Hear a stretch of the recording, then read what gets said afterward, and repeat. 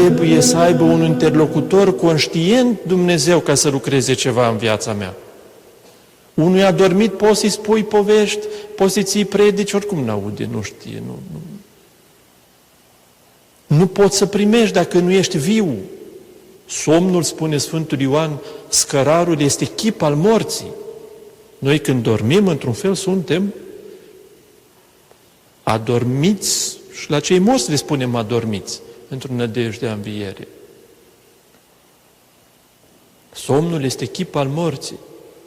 Unui om care doarme, n-ai ce să-i povestești, n-ai ce să-l înveți, că nu aude și nu primește și nu se schimbă. Trebuie să fie treaz ca să te audă, să te înțeleagă și să-și propună ceva să facă.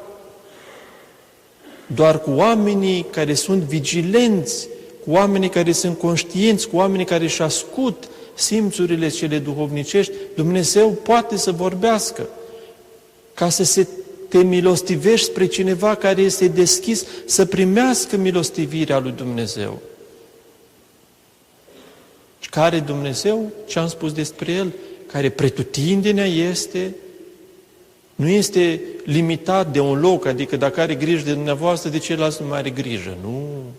Dumnezeu cu fiecare poate are o relație în același timp.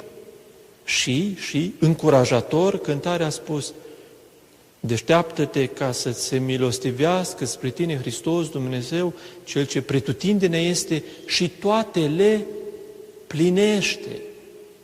Le împlinește, le desăvârșește, le completează, pune El ce nu putem să facem noi. Dar Dumnezeu nu poate lucra decât cu ceva de la tine, cu materialul clientului, cum se spune. Trebuie să aduci și tu partea ta, ca să nu fie după aceea luat Dumnezeu, iartă-ne, Doamne, că zicem la rost, de către diavol, de către vrăjmașul, de către cel care îl numește pe Dumnezeu că este nedrept. Tu ai făcut în locul lor toate. Tu te-ai răstignit pentru ei în locul lor. Tu ți-ai dat sângele când ei trebuiau să moară. Și acum tot tu faci pentru ei tot. Nu că ar avea nevoie Dumnezeu să se justifice, Doamne ferește.